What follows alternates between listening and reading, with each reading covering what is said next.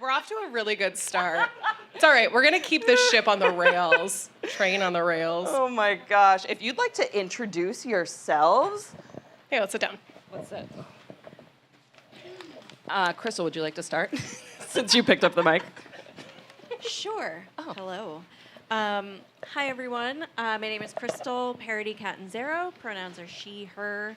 I am a city councilor in Somersworth, New Hampshire. Just started my third term as city councilor in Somersworth, New Hampshire, New Hampshire's Rainbow City. I voted for you. Nice. I voted for you. This could have gotten really awkward really fast, honestly. My name is Billie Butler. My pronouns are radical left scum. But you can call me her, she, if you'd like. Hershey. Hershey. She, her. She, her. I reside in Somersworth. I'm state rep for Somersworth and Rollinsford. And I'm in a band called Bitter Pill. And we play here once in a while. Woo. And yeah, I think that's it. Woo. A couple of quick housekeeping notes before we get started. Feel free to get up during the show, get a bevy. All right, we're here. Get a beverage, tip your bartender, okay? Get comfortable, climb over our friends to squeeze into the middle seats if you want. We're all friends here. We're all cozy. This is, Auspicious is raising money to get even bigger. So if you want to fund the expansion, donate to the GoFundMe. And then, yeah, we're going to talk for right around an hour. We're going to try to open up the floor for some questions towards the end. If you've got questions for our incredible panelists, keep them on top of mind. And bathroom code is 2100. Don't forget it. So thank you guys so much for being here. I know it's can be a lot getting out of the house sometimes, just being a human being. But it's nice to be in a room with so many people who have this kind of energy. So I really appreciate you all being here.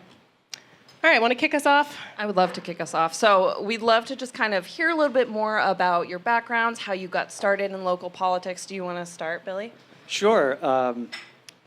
This one is responsible for me running for state rep. Well, one of the few. But Crystal definitely was like, Billie, hey, what are you doing? We need a state rep. I won a special election last June against a free stater and carpetbagger from Texas who moved here about 10 years ago. I won by 11% of the vote. Woo! It was incredible. My campaign manager and best friend in the world, Lindsay over here, helped me win. Woo, Lindsay! You're Shout in the out wrong to the campaign business, manager. Lindsay. I had threatened for a while when I moved to Somersworth. I'm like, I'm going to run for mayor. And it was, you know, it was tongue-in-cheek, really. But I wanted to do something. I've always been an advocate. I've always been very loud politically, especially in my music. And my writing has always come from a kind of a punk rock aesthetic. I used to be one of those little punk rock queer kids in Market Square back in the 80s, fighting the fascists, fighting the skinheads, literally, in Market Square. In fact, look at my nose. I got it broken when I was 19. You see it kind of curves to the left a little bit. I was all of, 5'6", 100 pounds soaking wet, 19 years old, got my ass kicked. My mouth was bigger than my muscles, that's for sure. But it's funny, I didn't think that I had the capability or the brains, or I still don't know if I have the brains, but I didn't think I had the capability. I didn't think that I was good enough to run for anything. Because, you know, I don't know about we, but I always put these leaders on a shelf. You know, I always thought they're unreachable to me. And the reality is they're very reachable. And, you know, I think about all the stupid people that I know in the world, personally. And, you know, a lot of these politicians are stupider than that. Really paints a picture. I mean, it does. You know, I'm obviously being a little satirical here, but that's the reality. They're just as dumb as the rest of us. And it really comes down to, there you go. That's love, baby. That's what I'm talking about. Yeah, It really comes down to, you know, I know this word is used a lot, empathy, kindness, thoughtfulness, and caring about your community. And we live in such a small state that I was like, can I swear? Is that? Oh, absolutely. Yes, it's encouraged. Fucking thank God. I thought, fuck it, let's try it. Let's see what happens. And be careful what you wish for, because we did it. We did it, Lance. She's over there grading papers right now. You're a hero. She's so mad at me right now. Sorry, nobody looked. She really is a hero. So that's kind of the short long of it, yeah. Thank you. Crystal, what about you? How did you get started in the local politics? Yeah, I never ever also thought that I would. I mean, it wasn't even a thought like, oh, I'll probably never do that. I didn't even know how or who or whoever, whenever, or whyever, just no concept at all. Grew up in a very conservative family, but a very non-politically engaged or aware family. At least that was my experience. And it wasn't until I was in my mid-20s working at like my first office job, and I was asked to fax a piece of testimony to the State House to say, please support or don't support a certain bill. And I was like, first of all, who uses faxes? And also, this wasn't that long ago. And also, like, you're sending this to, like, politicians. Like, don't they all know what they're going to do already? Like, what's the point? And my very patient boss at the time explained that not a whole lot of people write in. And so they really do value when people write in, and they take that as, my grandmother used to write letters to companies, and she's like, every letter they assume is 1,000 people feel this way because like so few people write in. But she was like, and also, even if we know that they support us already, they need something to hold up on the floor and be like, my constituents want me to vote this way. So even if you have people there already who represent you, who you're like, oh, they agree with me already, that feedback is really important. And I was like, oh, interesting. And fast forward so much longer into the future, I first got involved in local, I wouldn't even call it politics, but I went to my first city council meeting in Portsmouth when I lived there. I was working as a barista downtown and parked every day at the municipal lot, which was free. And I got this flyer on my car one day that was like, they're going to put meters in and charge people to start parking here. And I was like, oh my gosh, there goes all my tip money. And they were like, come to this city council meeting and speak up. And so I was like, oh my gosh, I got to Google everything and figure out what this is. And I probably over-prepared and showed up at this meeting and just like listened to person after person express their opinion, and then watched as people like listened and had conversations based on what they were hearing. And I also discovered there that I'm a huge nerd because I was just fascinated by everything they talked about. There was, I don't know if anybody knows Commercial Alley in downtown Portsmouth. Well, at the time, at that meeting, they were discussing cleaning up an ordinance because they were like, did you know currently you're allowed to drive 35 miles per hour down Commercial Alley, which cars are not supposed to go on? And I was like, what a fun fact. This is awesome. I'm going to tell everyone. So I was just like, wow, this is cool. You can show up and like learn all these things about your community. When I moved to Portsmouth, from Portsmouth to Somersworth at the beginning of 2017, after I had worked on the 2016 presidential campaign, that surprise, surprise did not go the way that the candidate I was supporting wanted it to go. But I moved to Somersworth and, got really involved in the community there. And I'm talking like coffee shop involved, like just knowing people at the coffee shop. And then, we'd talk a little bit about what was going on at the city council level, at the mayor level, and it was just like, we were like, we got to find someone else to run. And we were looking and trying to convince people who'd been there for a long time to run, and nobody was willing to do it. And I was like, well, I'm willing to do it, but like, that doesn't make any sense. I just moved here. I think at the time I had lived there maybe 2 or 3 years. I'm like, I'm new to the community. Nobody's going to vote for me. Just another carpetbagger. Yeah, exactly. Coming from like all the way across the bridge on the other side. And so finally, like, we couldn't find anybody else to do it. So I was like, okay, I'm gonna run. And, like many small towns, it was the same like roster of people that just got reelected over and over because nobody really ever ran against them. So there really wasn't any campaigning that was going on already. So doing any campaigning was amazing. And I won with the most amount of votes, beat everybody else who had been there for many, many years. And I think it was because I just like asked people to and put it out there and like actually did some campaigning, created a Facebook page.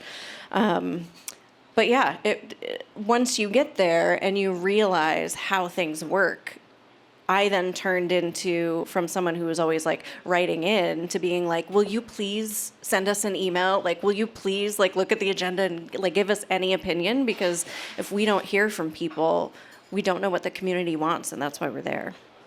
You two are so cool. I just want to, like, can we just acknowledge how cool these two are? It doesn't pay very well, just so you know. Oh my gosh. So I don't know. I wanna get choose- $81 a month. What? Whoa! You make more as a Somersworth City Councilor. I make $100 a 10 year. times what Billie makes in the state legislature because I get paid $1,000 a year. John Kuiper's writing notes back there. This is good. Is John here? John, will you please do something about this? Oh my God. Oh my gosh. Well, I'm really pissed off right now, I'm just going to say. Run for city council. I'm going to hand it back to Emily in a second. I just wanted to plug, we've got a couple seats out front. I'm very stressed about making sure anyone who needs a butt on a seat has a seat. There's a few in the front row. There's a few over here. So if you feel uncomfortable, please take a seat. Continue. No, I was going to say, I don't want to toot my own horn, but a couple months ago when we were talking about, you know, what episodes we wanted for January, I was like, what if we talked to Billie Butler and Crystal Paradis-Catanzaro about, like, the cool things happening in Somersworth? And Marissa, ear to the ground, knows everything, right? You're mostly here because of Marissa, right? And she goes, what's happening in Somersworth? I had no clue. I was like, oh my God, let me tell you. I was like, there's a revolution going on in Somersworth. And so Crystal and Billie are going to come and they're going to tell us. So we would love to hear, you know, for anybody here that doesn't know what a huge flip Somersworth has done in really a short span of time. Can you tell us a little bit more about what happened and what that looks like? Well, I can say that we're glad that you don't know what's happening in Somersworth. We like our little community, but I'm kidding. Sorry, then I had to put you on my stupid podcast. No, and now no, everyone's no. going to know. I shouldn't have said anything, guys. I'm going to, like, overthink this all night. I'm just going to go.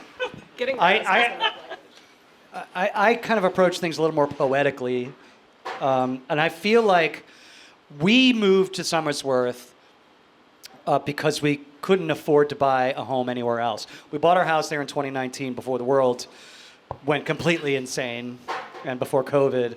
And we were able to buy a home, like a working class home with a working class mortgage. My mortgage now is ridiculously low compared to what rents are. And I feel like, and I don't think it's not a feeling, it's a reality that Somersworth has been and is still very working class. A lot of artists, a lot of my artist friends live there. The guitar player in my band, John McCormick, has been there for a long time. He's a real estate agent. He sold us our house. He lives right down the street from me. I have artist friends that live right across the street from me.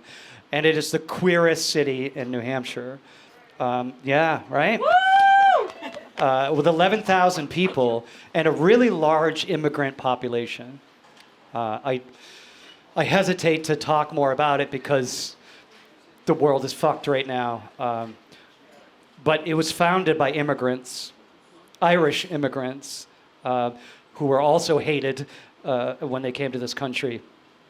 And I think that mentality is still kind of left over there because there was a time period when pretty much anyone could afford to live in Somersworth.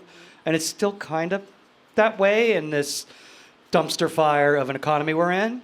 And it's small enough, it was 11,000 people, right? It's small enough where we actually know our neighbors. We know our representatives. We know our city council. And we know all the businesses downtown. I know when I go downtown, they all know my name. You know, and it's not because I'm a state rep. They knew it before because I introduced myself, and you go there enough because it's a small enough town. I feel like it's really representative of New Hampshire. You know, New Hampshire is 1.4 million people. You know, I lived in Brooklyn there's how many million living in Brooklyn? What was it? Somebody, no, I thought somebody said that. It's like 3 million, 4 million people live in Brooklyn. Yeah. That it's, I think Crystal could probably tell you more demographically, maybe, of why our little city is so cool. But I think the 10 square miles, 11,000 people, it kind of creates community without even trying. We still have our batshit hateful people. I mean, every family has one, right? There's 2 in mine. But Crystal, I don't know, what can you add to that? I'm sure. Yeah, I actually heard about the revolution in Somersworth before I moved there, and I kind of didn't remember until I moved back. Oh, right. But there was, on the cover of some local paper that I'm sure doesn't exist anymore, but there was I think a local magazine version of a newspaper that was that had some people who are now some of my closest friends: Emmett Soldati, Maddie DeSantis, Paul Goodwin. There was like 4 or 5 people that had all graduated from Somersworth High School, and they had all moved back after going far, far away, and to Harvard, and to London School of Economics, and to MIT, and all these places, and they all moved back to Somersworth, and one of them started a restaurant, and another one was working on campaigns. And so I remember hearing about it, but then when I moved there, and like I said, I found my coffee shop community. That was like the most important thing to me. 8 minutes walking distance from my house was Teetotaler. And if anyone in here has heard of Teetotaler, then you know that it's a very loud and proud queer establishment. Emmett Soldati, again, had really raised, as he calls it, raised the flag on queerness in Somersworth. And to hear him tell it, expected a lot more backlash than there was. There was a very spicy billboard up a number of years ago, and on Facebook it generated quite a lot of controversy, but in person, he said nearly every in-person person that he saw, obviously, who would come into the place, people would just show up and be like, I'm here because of the billboard, like, you rock, this is awesome. He had people calling him from like other states that were like, I read about this in the Huffington Post, and go you. And so, people are brave behind their keyboards, but when he would just get like louder and louder, and like everybody else would too, and there just was like no pushback, it was like, oh, this is a very accepting community. Like I said, when I ran for city council, there was one other woman. I was by far the youngest. I got elected at the same time to the city council as Matt Girding, who was younger than me, but the two of us together like way pulled the average age down of the council. And now I just started my 3rd term, and there's now 4 women, and there's probably half of the council now is like closer to my age than some of the retired folks that serve on there. And it's just it's like once you see it, you can be it, and then more people do it because they realize that it's something that a regular person could do. I'm wicked excited that last year we finally got a crosswalk on like across High Street in the one place where everybody always wanted one, and it was the one corner that didn't have a crosswalk for like a ridiculous grandparented in reason of an excuse that we finally were like, this is so stupid, somebody's gonna get hit there. And so we put a crosswalk in, and let me tell you, that was many, many years in the making, and it's like, I'm so excited about it. So revolutions like that are happening in Somersworth. I think what happened with that crosswalk too is a great example of how Somersworth has evolved, because usually it's just High Street is a high-speed street. So we're just driving through Somersworth to get to Berwick, or driving from Berwick just to get to Dover, or to the highway. And now we have these great new shops that have moved in. Teetotalers moved out, but now we have Bonfire, another queer-owned business, Bonfire Coffee. It's right across the street from where Teetotaler used to be. That's now a non-profit breakfast lunch place run by SOS. We had them on 2 months ago. It's So, incredible listen what to they're that doing episode. there. It's great. It blows my mind because you don't have to pay the 8% food and beverage tax because it's a nonprofit. So not only are you supporting a nonprofit organization that is helping people in recovery, but you're also paying a little lower price in food. And it's run by Mark. Mark's in the kitchen. My old friend Dave Porter, an old Portsmouth dude, they run the kitchen in there. It's really, really cool to see that kind of thing. I've never seen anything like it.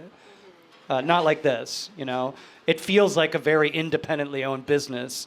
But SOS is a small nonprofit, and it's really incredible because they're not about the bottom line. You know, they're about the experience and changing lives and, you know, making some pretty good eggs, you know?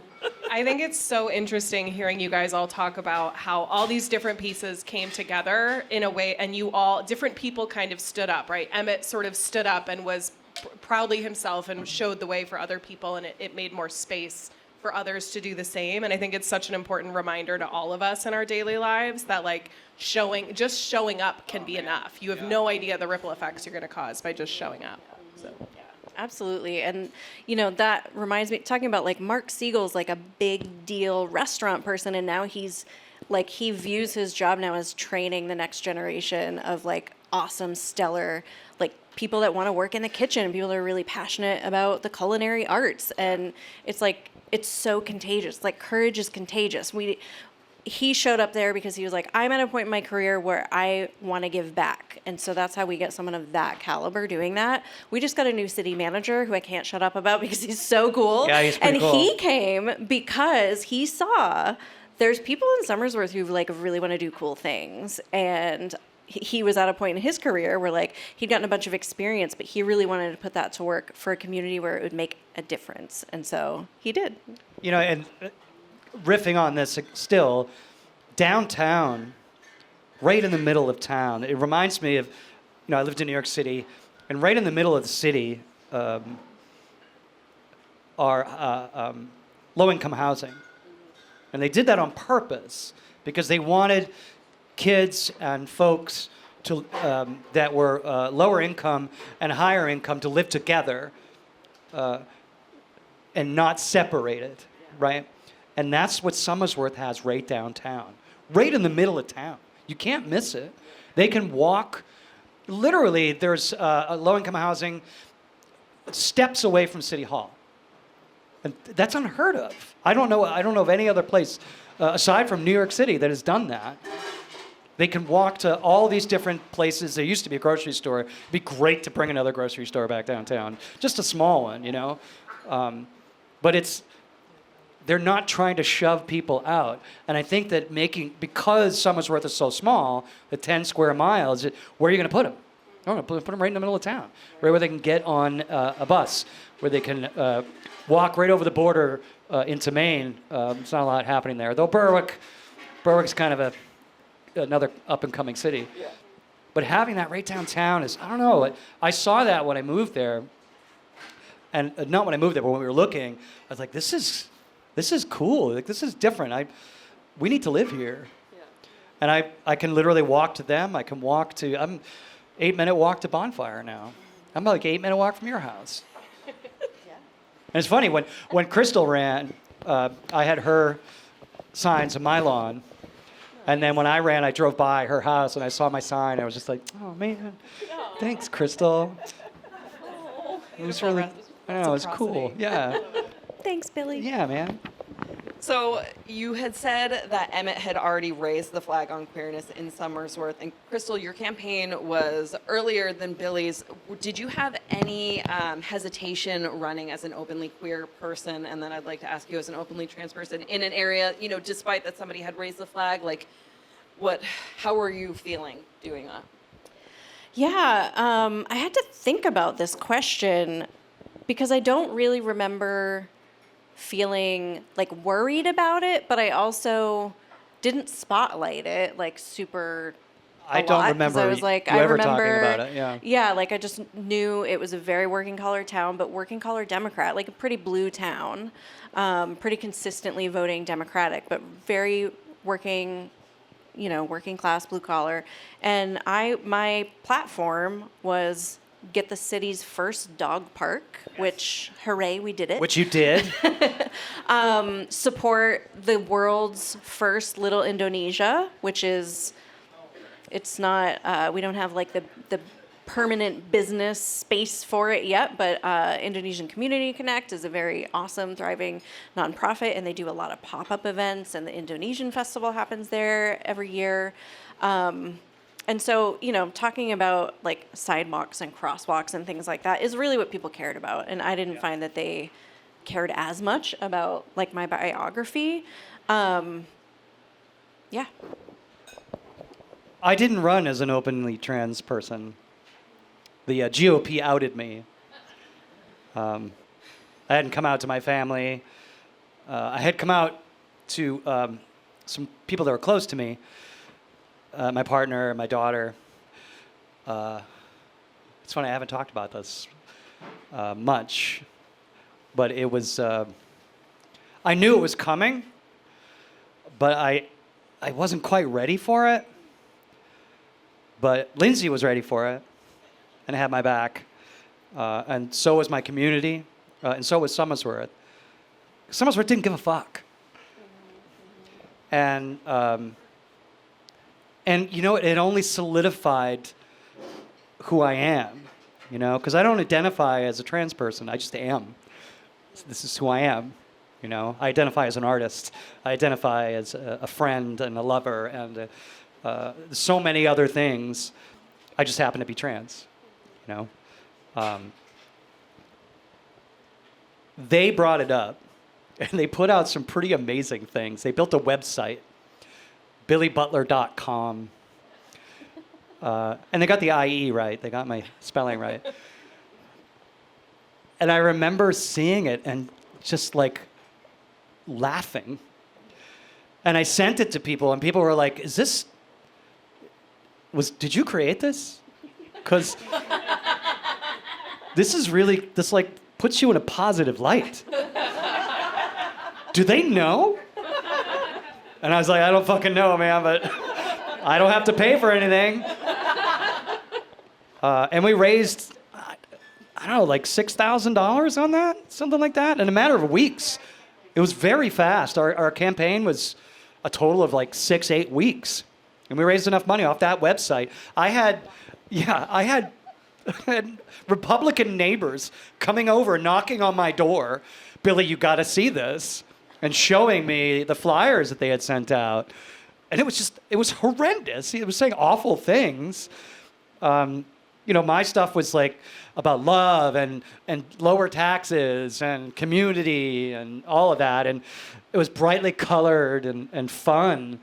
And theirs was just like doom and gloom. I'm going to chop off children's genitals and turn everyone queer. I'm like, what planet are you guys living on? I had a libertarian reach out to me. Free stater. I have never voted for a Democrat in my life. But I'm going to vote for you because you're a good person. And what they're doing is bullshit. And that right there told me, it told me what kind of community I was in and the type of community that I built around myself, And even now, like, I don't know, I walk into the State House. I've only been in session twice. I feel powerful. I feel like they gave me power that I wasn't asking for. I just want to represent my community. I wanted to do something. Because nobody was going to run. They didn't have anybody to run.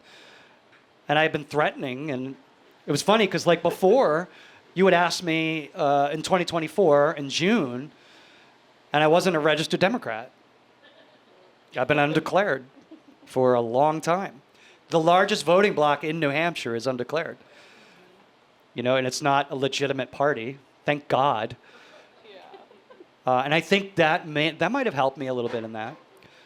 But I think I really think that it kind of empowered me even more because I think back to those days. Hi, Marcy. Marcy, the chair of the Democrats, is here. She also helped me get elected. Hey, Marcy. Hardcore, badass bitch. I really do think that it gave me the power to really see this through. I was not even a year into medically transitioning, and I just started at New Hampshire outright. It was just kind of a whirlwind. It was like, okay, white-knuckled, going down on the scariest part of the roller coaster, but like, woohoo! It was really a powerful turning point in my life, and I'm really glad it happened. I'm really glad they did that. Yeah. That is, that's really incredible, honestly. And I think to see you thrown into this position, like you were saying, you were elected this summer in a special election. This was all very new. This all happened very fast. I want to ask you both about how the climate that we're living in right now is impacting the work. I'm curious, Crystal, I'll come to you in a second. I want to hear kind of about your journey. But like, Billie, while we're kind of on this topic, you and I talked a little bit about the Free Staters. You mentioned that as well here. Talk to me a little bit about your first couple of weeks on the job. This is a really chaotic moment to be walking into the State House for the first time. How has that experience been for you?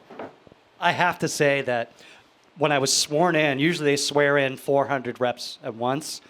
It was just me and Kelly Ayotte. Not great. It was so great. And it just happened to be on my Traniversary. Right? They asked me, like, what dates are you available? I was like, oh, fucking August 13th. We're doing it August 13th. I'm sitting there in the back. It started at 10 a.m. That just happens to be when I have to take the first medication of the day. So I'm sitting there surrounded by, I don't know, politicians, I guess they are. Is that what they call them? I took my meds right there. It was, what a revolutionary way to start. That's fucking awesome. Right? It felt so right. It felt so like, holy shit, this is supposed to be happening, you know?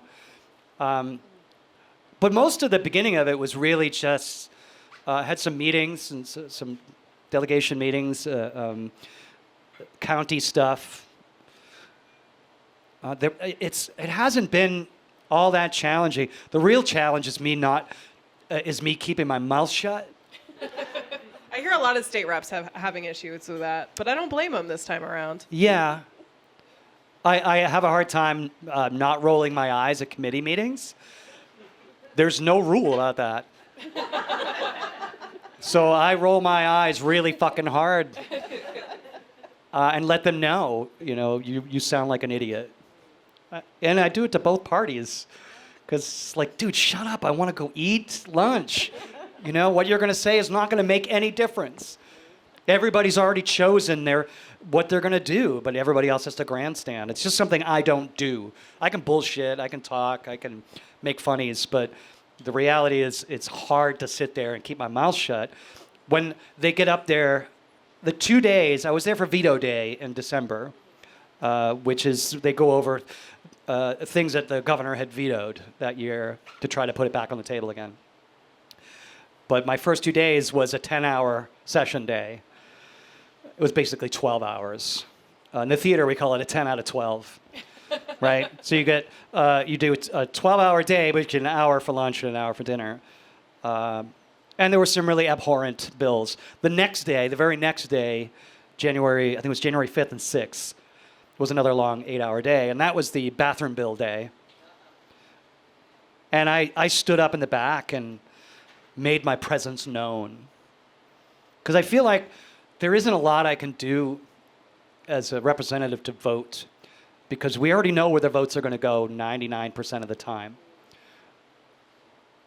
But there's 4 trans people, 1% of the State House is trans. There's 4 of us. We have a caucus. Yeah, right? Hi, Gene. I feel like our presence, and I think that my age and my punk rockness and my fearlessness standing in the back, my arms folded like I was like an elder punk at a punk show, standing in the back. You know what I'm talking about, right? Right? And I think that makes a difference, you know? And I think that's what I can bring to the table. Right? I love that. This is why everybody loves Billie Butler. Oh, right? stop That's the it. energy. That's the energy everyone It's fucking gotten me in loves. so much fucking trouble, Marissa. Kept me out of the really good schools. Now, I want that lawn sign. Everybody loves Billie Butler. Yeah, right. Vote, re-elect. No, not everybody. The Free Staters don't. Yeah. I want to hear a little bit from Crystal on this topic too. How is your job now as a city councilor? Is it heavily impacted by kind of everything else that we're seeing happening right now? It's a very big question. Take it however you would like. It's a really big question because every human is impacted by what's going on right now. If you're a human being, you're impacted by what's happening. It is really hard. I started my very first term at the beginning of 2020. So, January, February were great.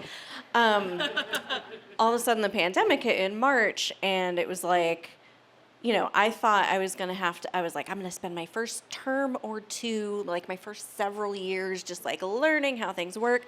And then all of a sudden COVID hit, and it's like, oh, nobody knows how this works, actually. Suddenly I feel like I'm on equal playing field, and I know how the internet works, and I already knew what Zoom was. So I was like way, way ahead of it. But there have been a lot of really hard things that have happened since then, since the beginning of 2020. And so I've gotten to see through a few different iterations of council how it does or doesn't come up in council. And for the most part, as a municipal government, at least in Somersworth, it's nonpartisan. So people don't run with an R or a D next to their name, and party stuff doesn't come up. But you can kind of tell where people are by, usually it's the closing comments. Those are the really long ones. And sometimes people raise issues that you're like, where did you even hear that? There's probably only one channel that you're watching. And so, a lot of times people will just be like, keep the politics out of it. But it really does get just into you if you're a human. And I love our mayor, Matt Girding. He just started his second term as mayor.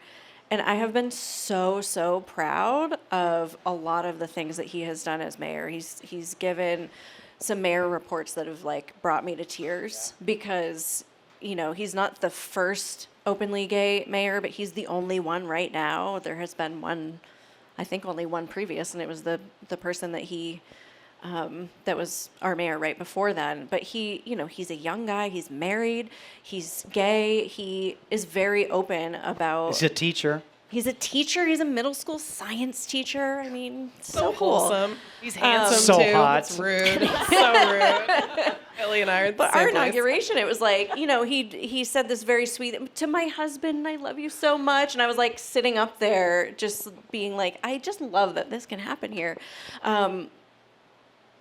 So when it comes to what's happening right now, and I feel like it has been so much turned up just the last week. I don't know yet what our next council meeting is going to look like, but when SNAP got defunded, our mayor got... That was not me, Sorry, Crystal. I was looking at you because I knew you remembered. All right, yes, okay, all right. Remember how Yes, you it had was nothing me. to do I with cut it? Snap. Canceled. You all know. No, when that happened and there was a shutdown, our mayor got together with our city manager and they redirected a line item of something that was not essential and gave that immediately to the food pantry. And, we used part of our council time to talk about that, to tell people where they could donate, to tell people, where they could bring food and just how to support their neighbors. So I think it's hard when where you sit isn't super connected because you don't have, like, we couldn't actually do something about what was happening in Washington, D.C., but everything you do affects people locally, and it affects them a lot more. Like, a lot more, you know, I don't even know if that's true anymore right now, but for the most part, a lot of the things that happen on the national level don't filter down to people's day-to-day, whereas something like a crosswalk does. So I think, you know, number one, it makes a lot of impact to do things on the local level, and number two, just showing up. Like you said, it makes a really big difference. And, you know, I've been able to, in a meeting, you know, sort of counteract unknowingly perhaps hateful language that has been spoken. And I will say, you know, when it's my turn to speak the next time, FYI, blah, blah, blah is not true. And we see people, just so that people know if they're watching online, even if nobody is there, like, not everybody here is condoning what's happening up here. So just showing up, being yourself, being a human. I didn't answer the Free Stater thing. I was going to circle back. Don't worry. Yeah. All right. Good. Let's get into it in a minute. Let's talk a little bit. I need to be managed. That's okay. I can do that. I'm happy to. So I will give us a little background on the Free Stater before you launch into. I don't know a hell of a lot. I do know a bunch, but I don't know. I know that it started as the Freetown Project, and they started in Maine and were chased out of Maine. Thanks, Maine. They came to New Hampshire, Grafton, I think it is. Yep. You can look it up. It's you look up Grafton, New Hampshire, Freetown, pedophiles, and bears. I mean, yeah, it's funny, but it's not, because what exactly happened was basically they just got rid of all the laws in Grafton, and everything started falling apart. They had it's the bear thing that I think is hilarious, because nobody was taking care of the garbage. So the bears just kind of started invading Grafton. This is not a joke. This is very serious New Hampshire news that happened in real life. Town was invaded by bears because the Free State eliminated all of the programs, including the trash. And criminals and pedophiles. And pedophiles, yeah, sorry. Now, I'm not talking about bears, the ones that we like. Though I like the other bears too, but for real, like, it was an example. You think that these Free State people would have been like, oh shit, maybe we should rethink this, you know? But they didn't. And eventually the town reclaimed its town and kind of got back to whatever normal is. But they turned into the Free State movement. And they call themselves libertarians. They're not libertarians. Libertarians believe in equal rights. Libertarians believe in small government. I believe in small government. Government staying out of our fucking lives. It's written into the Constitution. All of the amendments were created to limit government. That's what the founding fathers wanted. They didn't want a church state. They didn't want a corporate state. They wanted to be left the fuck alone. And these fake libertarians, they're theocrats is what they are. And I hate to use the word fascist, but that's where we are. They're fascists. You know, and it's not a broad term. Fascism is not a broad term. They want to control what you do. They want you to be like them. So much so that they will force you to be like them. That's why they're passing bathroom bans. That's why they're passing book bans. That's why they want to eliminate gay marriage. That's why they want to get rid of abortion. And I don't know if they actually believe in this shit, because I met some of them, and they're just like bros, most of them. And I really feel like it's this weird, like, owning the libs ideology.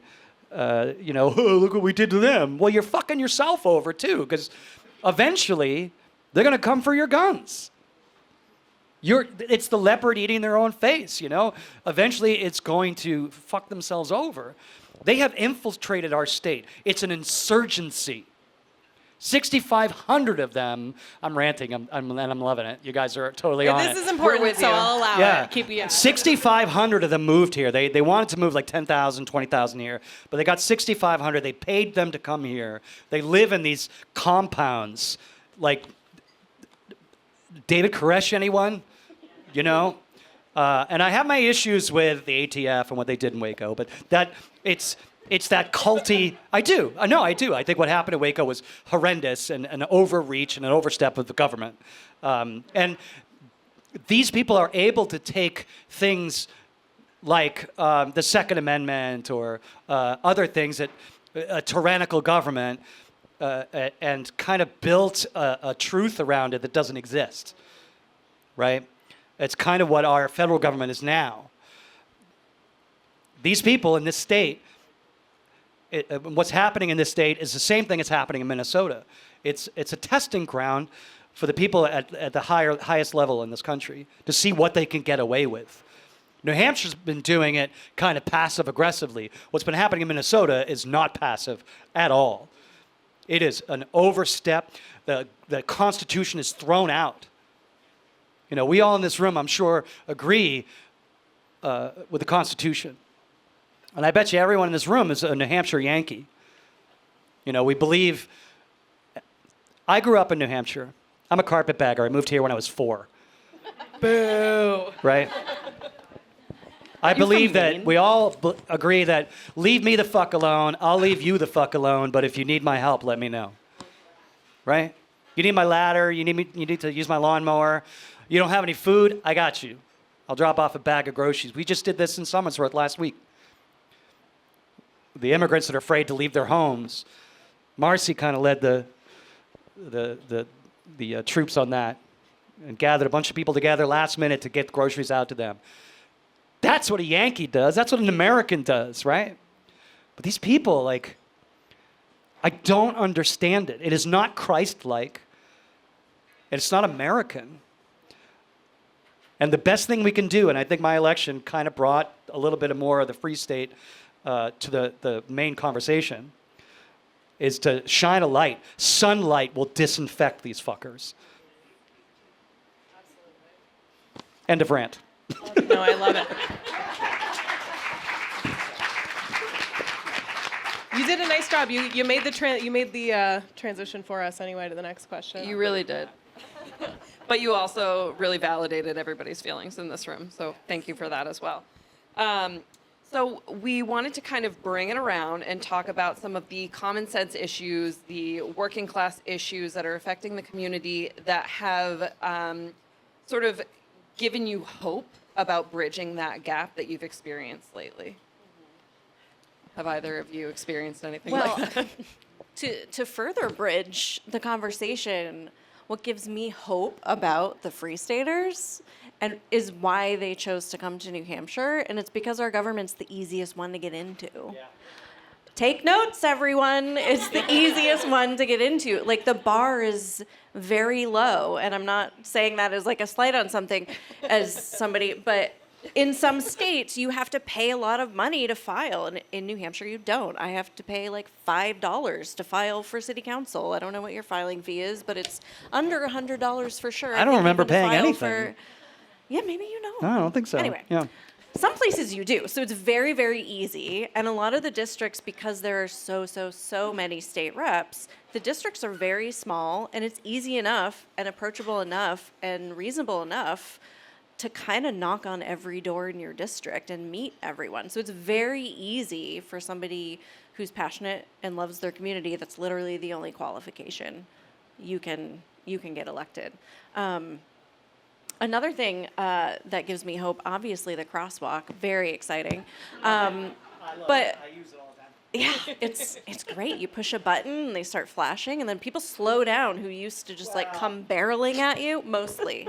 You still have to look, people. You still have to look. But another really encouraging and exciting thing that happened recently was in response to a tragedy, something terrible, as unfortunately sometimes these things are. But there is a road nearby, Old Dover Road, Old Rochester Road, and there was a terrible accident, and unfortunately, someone lost their life on that road. It was, yeah. Two there separate, was- a guy and his yeah, dog, there and then was- months before. Yeah, Yeah. yeah. It's really tragic. And that particular area of the road, not a lot of lights. The speed limit changes a couple of times. And then also at that end of the road, it's kind of nearing a highway. So people just do fly down that road. And some folks showed up to the city council meeting after this happened in their neighborhood. And it was just two women. And one of them spoke, and they just both walked up to the microphone, and the other one was just there for support. And this woman spoke, and she just essentially was like, I've never been to a city council meeting before, but this just happened in our neighborhood, and it's awful, and we're all trying to process it. And is there anything we can do to make this road safer? We need more lights. There need to be better signs about the speed limit changing. You know, this person was very safety conscious, and it was during the day and all of these things, and this accident still happened. And so we discussed it as a council. It was like one of the bigger topics of discussion by the end of the meeting, because they were the only ones that showed up and brought up an issue. And of course, it was a very important issue. It was a state road. So in councils past and in years past, a lot of times people would just be like, well, it's a state road, nothing we could do. Like, but guess what? Like, we know who the state is. We can talk to them. And so, again, amazing. Yes.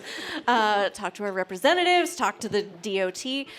So our new city manager and our Department of Public Works director called up the state and met with some New Hampshire DOT folks and some other representatives, and they went down there and they looked and they were like, oh yeah, look at that. There's a bunch of poles that we could probably attach lights to without even adding a new pole. You know, and they came up with this punch list of things, including adding more signs, adding more lights, and all of this happened without what I was hoping would happen is that, you know, like, we'll form a subcommittee and like we'll start to force the people to do something. And it wasn't necessary because people showed up, they said what their concern was, and so the staff in the city was able to just kind of be empowered to go and do something that for many years people just kind of thrown up their hands around. That's such a cool way to see positive change come from something really tragic. I got a lot of emails in my rep account about this. It was really moving because people were neighbors. Somebody I didn't know, but like this one guy was like, this guy was my neighbor, and I loved his dog, and they were I walked up as they were hit by the car. Something needs to be done. This is the second person that was killed on this road. It's sad that it takes a tragedy like that to fix things, because we all know, we all drive these roads. We all know what assholes people are driving. And I was in Portsmouth driving to work on this back road that people used to fly down this road, and now they have those little like platforms. Little things like that make all the difference in the world. It's huge. I want to follow up on the question we had just asked Crystal with you specifically, Billie. I think one part of our conversation, and one of the things I think people resonate with you specifically so much, is that you do speak in a way that is not super tied to party politics. And I think that that's very powerful in this moment, and that's very powerful in the state of New Hampshire. Can you talk a little bit about that and about kind of that experience, maybe knocking on doors that you know are Republican neighbors, but kind of being able to break through to those people? I think that there's some real power in that. We didn't knock on any Republican doors during my campaign. That's fair. Right. Well, it's a special election, right? We didn't have time to go bipartisan. There was no time. There was talk of that, but I drove the conversation to no, we need to knock on friendly doors and let people know there's an election happening, because 2% came out to vote. That's brutal. Right. So That's I'm not, hard to hear. and I knew it was going to be a small vote, so I didn't want to waste my time. Right. I'm going to represent all my neighbors, Republican and Democrat, everyone in between. I like to say that I'm a social libertarian Democrat. And I think that, and I had this conversation last week, people at the State House, people in Washington, politics becomes their entire identity. And they get detached from reality, right? And I see this in the arts too. People make their art their entire identity. And that's cool, but you're also a little detached from reality. And I like all kinds of things, right? I like politics, and I hate politics. I love my art, and I hate my art. But I have all kinds of things that I'm into. And I think that I come from a, in the theater, as actors, it's funny, I find myself repeating conversations, and it's good because it means I'm rehearsed, But all these opinions are real and authentic. And in acting, if you don't play the role from an honest place, your audience is not going to buy your performance, right?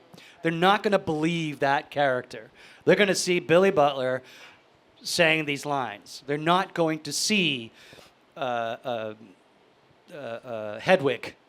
You're not going to see all the male characters that I played in my life. I played them from an honest place, with truth, with authenticity. And I think people resonate with that. I think and that can be said for any part of your life. You have to play from an authentic place, or people ain't gonna fucking buy you. Or you can bullshit them. I think that's what Trump does. I invoked the name. I don't think you're allowed to say that word in here, actually. I said thump. I said thump. He comes from an authentic place, a shitty, fascist, dumbass place. But you gotta give him credit where credit's due. People buy it. And what we see is not fake, that's very real. Everyone around him is fake as shit. None of those people like him. None of those people come from an honest place. They all come from a grifting place. They come from a place of bullshit and status. And I think that my authenticity, especially now, because I feel like I'm my person, people buy it, from all sides. And I've always kind of tried to live by this philosophy, and I think that's why I can talk to pretty much anyone, is to meet people where they are, not where I want them to be. I don't want to force somebody to be at my level or whatever we're talking about. And I think government should be the same way. You can't govern people. You can't force people into being governed. The government has to meet people where they are. You have to govern people where they are and hope that they can rise to the occasion otherwise. And I think that touches some things in people and it catches them off guard. And I can have a meaningful conversation with somebody that I don't agree with.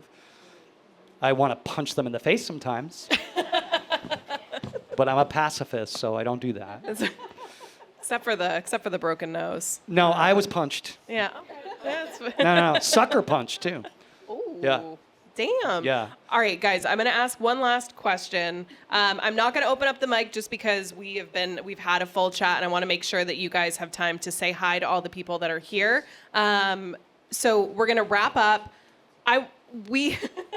We are we're obviously in a moment where we really need to improve civic engagement in general in all of these processes. This is a theme in both of your answers. It's like you're in all of these rooms and constituents are not showing up and they're not participating. They're not showing out to vote. Can you talk a little bit about, Crystal, we'll start with you. Are you having these conversations with people in your life? What kind of baby steps are you encouraging people to take when it's people who've never been to a city council meeting, never signed in for a bill, never gone to the state house? How have you been kind of encouraging people to start maybe taking baby steps in? Because we all need to start showing the fuck up right now. Everyone in this room needs to start being in these rooms. So how do we do that when people don't even kind of know where to start. What advice do you have? Yeah. There is my favorite thing about just being more civically engaged is that it literally can look like anything, and it's going to look different depending on who you are. We were talking about this earlier. Like, we need the people yelling outside the building just as much as we need the people inside the building on the inside with the relationships to listen to the people outside the building.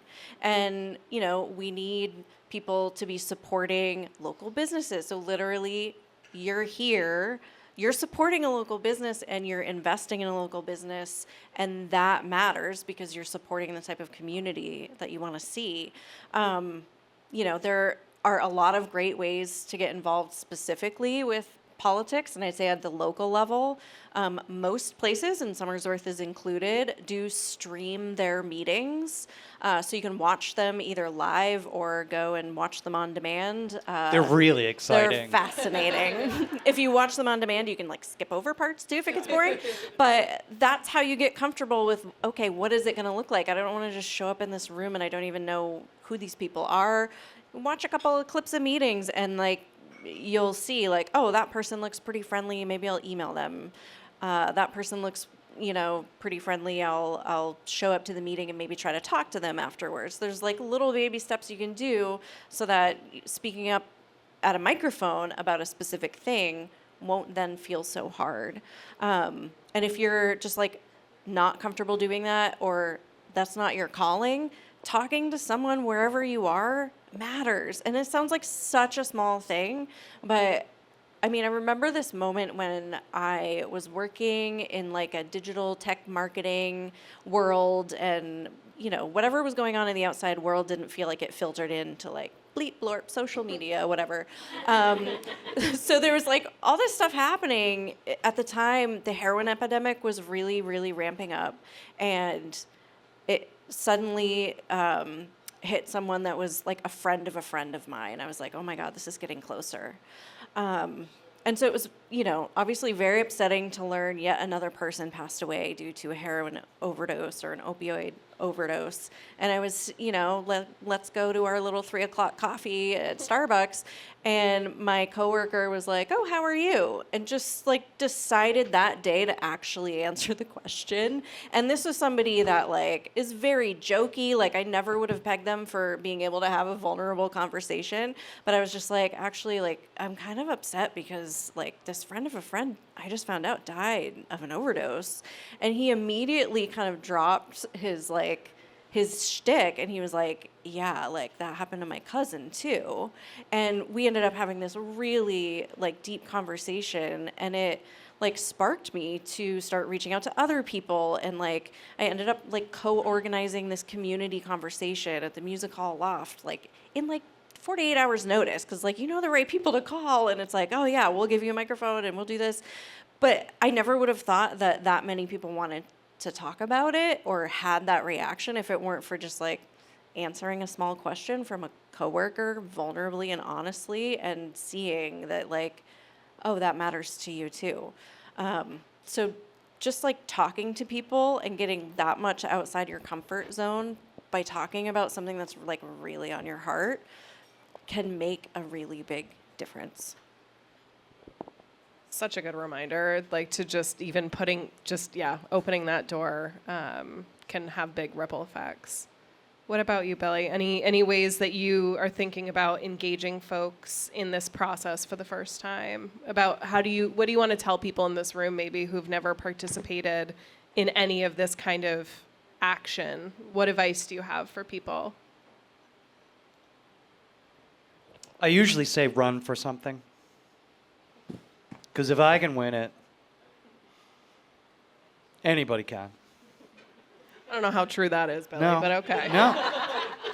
Very It's- fine, get it's a joke, but No, it's fucking true, man. Come with me to the State House, sit in the gallery, and listen to some of these fucking morons from the House floor. For real. But also, vote often. Remind people to vote. People forget. Especially midterms and municipal elections. town referendums. Just pay attention. You were saying earlier, the shit happens in Washington doesn't affect your daily life generally. What happens in your state, in this state especially because it's so small, affects your everyday life. We live in a state where municipalities do not have the rule. We live in a Dillon rule state. The state house decides how you're going to live your life. Pay attention to the bills. There's so many bills. I'm having a hard time paying attention because I'm trying to learn and pay attention and be as present as I can. But talk to your friends, talk to your family, talk to the people you don't like. Find out who your reps are, see what they're doing. The voting record, most of the votes on the House floor are roll call votes, which means you can see who voted for what. I'm going to be calling a roll call in something that's coming up about defunding ICE in New Hampshire, especially in Stratford County. People don't know this. In Stratford County, county jail has had a contract with the government for like 25 years. The shit that's happening is not new. Trump is not the problem. The system's the fucking problem. And we've been not paying attention. You know why we haven't been paying attention? Because we have lives. We have to pay bills. We have to take care of our families. And it's not a matter of you don't care. It's because you're fucking busy, man. And this is how they keep us divided. This is how they take control of our lives. But pay attention as much as you can. And have these hard conversations. It's easy to have a hard conversation. It's hard to be vulnerable, but it's easy to have these conversations. So find out what's going on. There's some badass people in this state right now, and these two right here are two of them. I've been paying attention to you guys and following you. We need more of this. And it doesn't mean you have to do it like every fucking day and all the time. But while you're doom scrolling, why not scroll into New Hampshire Talk? Or why not scroll in to see what's happening at the State House? Because this shit affects your life. It's going to affect what you pay for rent. It's what you're paying for food, for health care, for mortgage. My thing right now is taxes. We need to eliminate property taxes, and we need to find a way for a broad tax or consumption tax or an income. We need to have this conversation. But the problem is, I'm stumping.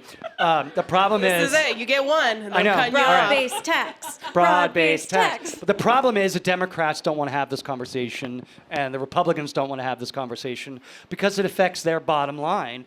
Not so much as a state rep, but some of them do because they're very wealthy state reps, and they want to do everything they can to hold on to their cash. But it's on a higher level in the state with the senators and Congress. Like if they could start that conversation and make it happen, we need some radical change in New Hampshire, and one of the ways we can do that is reconfiguring our antiquated and anachronistic government, and try to find a way so we can pay for shit. So that's. Hell yeah. That's my stump speech. Hell yeah. Any This is last words, called Crystal? One quick thing, but I have three quick things. One quick thing. Whoa. Three quick things. That's the name of the podcast. Is there a bell? No. Do I get a prize for saying it first? Yes. So three quick things, and this occurred to me while you were talking. And I heard this advice, and I think it's so exceptionally actionable. Pick one thing that affects you, and pick one issue that affects definitely not you. So you want to do something that you can show up and speak from personal experience, should you go that route, and one thing that affects somebody that's not like you. And then the third thing is be the person that always brings X. Like if you've got a sound system, you're now the sound system person for all the protests. If you do art, you now make the flyers for all the protests and the food drives and whatever. Something that affects you, follow it, and just try to it's too hard to keep up with everything. One thing that affects you, one thing that doesn't affect you, and like, what's your skill that you bring to this revolution? One more thing you can do. I want to reinforce that. One more quick thing. Is it No, quick? I want to Yeah. reinforce what Crystal just said. Two quick things. Anybody can write a bill. Anyone. You just need to find a sponsor. Somebody like me or another state rep. You can go to any hearing and testify on a bill.